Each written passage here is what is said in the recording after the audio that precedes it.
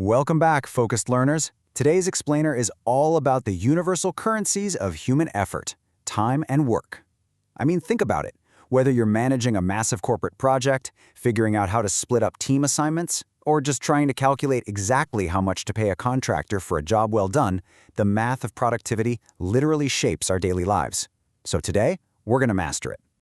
Here is our game plan for today. We'll kick things off with the math of human effort, move into the efficiency equation, and then see what happens when we team up to work. After that, we'll tackle handling real-world complications and finish strong with calculating fair wages. Let's build this toolkit step by step. All right, let's dive right into Section 1, the math of human effort, and establish our core variables.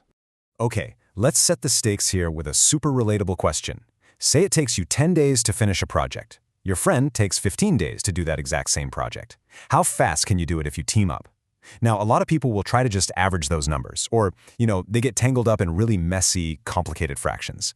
But to actually solve real-world problems efficiently, we need a structured framework. Enter the foundational equation of our universe today. Work equals rate times time. W equals R times T. Now, in standard textbook math, total work is usually just assumed to be exactly one unit, right? Like one project, one house, one report. But dealing with fractions of one can be incredibly frustrating. So here's a secret trick. Assume the total work is the least common multiple, or LCM, of the time taken. Seriously, keep that LCM idea in your back pocket, because it completely simplifies all the math we're going to do. Moving right along to Section 2, the efficiency equation, and how speed actually alters time. So I want you to visualize the balance of power here between speed and time. We're establishing the golden rule of inverse proportionality. It's basically a seesaw. As the rate of work, your efficiency, goes up on one side, the time taken flips down on the other. Because the total amount of work stays exactly the same, increasing one variable means you strictly have to decrease the other. Let's anchor this with a specific example straight from the source material. Say we have two workers, Ram and Sham. Ram is 50% more efficient than Sham. So if Sham represents our baseline of 100% efficiency, Ram is operating at 150%. That gives us an efficiency ratio of 150 to 100, which simplifies beautifully to 3 to 2. And because of that golden rule of inverse proportionality we just talked about, we simply flip that ratio to find the time taken. The time ratio of Ram to Sham perfectly inverses into 2 to 3. This means if you know Sham takes 15 days to do a job, you instantly know Ram takes 10 days, right? Because 15 divided by 3 is 5, and 5 times 2 is 10. You can figure out exactly how long a task takes without ever breaking a sweat.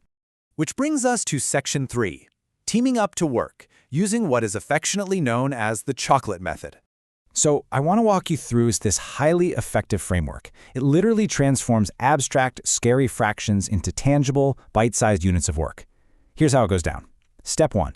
You find the LCM of the days required to establish the total units of work. Think of these units as pieces of chocolate that need to be eaten. Step 2. Divide those total chocolates by the number of days a person takes. That gives you their daily efficiency, basically how many chocolates they can eat in a single day. Step 3. Combine those daily efficiencies to find the total time it takes for the whole team to eat that giant pile of chocolate together. Let's apply this chocolate method to that opening question we had. Person A takes 10 days, person B takes 15 days. Well, the least common multiple of 10 and 15 is 30, so we are setting our total work at a clean 30 units. We now have a giant box of 30 chocolates to finish. Don't worry about the sugar crash, we are splitting them up. And this brilliantly illustrates the magic of this method. Let's look at the daily efficiencies. If person A finishes the 30 chocolates in 10 days, they're eating exactly 3 chocolates a day. Person B takes 15 days, so they are eating 2 a day. Now, put them in a room to work together. Person A eats 3, person B eats 2. Combined, they are chewing through 5 units a day. So if you have 30 total units and the team finishes 5 units every single day, boom, the 30-unit project is finished in exactly 6 days. It just makes perfect logical sense. All right, Section 4. Handling real-world complications, like quitting and shifting schedules. Because let's face it, the real world isn't perfect. People get sick or they just quit halfway through a job. Using our 30-unit project, let's say person A and person B start working together, knocking out their combined 5 units a day. But after just 2 days, person A abruptly leaves the project. Well, in those first 2 days, they finished 10 units together. That means we have 20 units left. Person B is now all alone, just plugging away at their steady individual efficiency of 2 units a day. 20 remaining units, divided by 2 units a day, proves that it's going to take person B 10 more days to finish the job alone. See, by tracking tangible units, even these messy complications become incredibly easy to solve. Now, for massive complications, the source material introduces the master MDH/W equation. It's simple. M is the number of workers, D is days, H is hours, and W is work units. This formula dictates that M1 times D1 times H1 divided by W1 will always equal the exact same combination for your second scenario.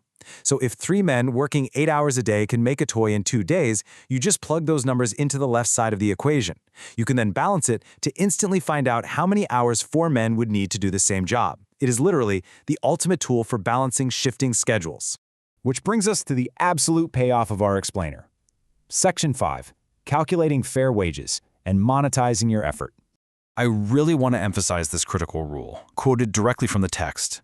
The money earned by completing a piece of work has to be divided in the proportion of the work done by them. Think about that. You don't just get paid for being on the clock. You get paid for the actual proportion of the work that you complete. To make sure you know exactly how to approach any compensation problem, let's quickly outline the 3 distinct wage scenarios you might run into. Scenario 1, workers have the exact same efficiency and work the same number of days. That's super simple, just divide the money equally. Scenario 2, workers have different efficiencies but work the exact same days. Here, you divide the money based directly on their efficiency ratio. But scenario 3 is the tricky one. Workers have different efficiencies and work different days. In this case, you absolutely must divide the money based on the total units of work each person actually completed over the entire lifespan of the project. We've all been there, right? One worker barely contributes while the other completely carries the group project. Using our trusty chocolate method on that 30-unit project, let's say person A shows up for just 1 day, eats their 3 chocolates, and then quits. Person B has to stay and finish the remaining 27 chocolates. The actual work ratio is 3 to 27, which simplifies down to a stark 1 to 9 work ratio. Person A did 1 part of the work, person B did 9 parts. So let's look at the actual financial impact of that. Let's say the total wage for this project was 1,000 rupees. Because the actual work was split in a 1 to 9 ratio, the money must be split in a 1 to 9 ratio. Out of 10 total parts of the work, person B did 9. Therefore, out of 1,000 rupee total wage, person B rightfully walks away with 900 rupees. Person A gets just 100. This mathematically proves exactly why tracking actual work units matters so much financially. Okay, take a mental screenshot of this because here is your definitive toolkit. 1. Work equals rate times time. 2. Rate is inversely proportional to time. And 3. Wages are always strictly proportional to the actual work done. Which brings me to a final thought I want to leave you with today. Are you evaluating your own daily wages? And by that I mean your salary, your academic grades, or even just your personal progress, based simply on the time you spend sitting on the clock? Or the actual proportion of work you complete?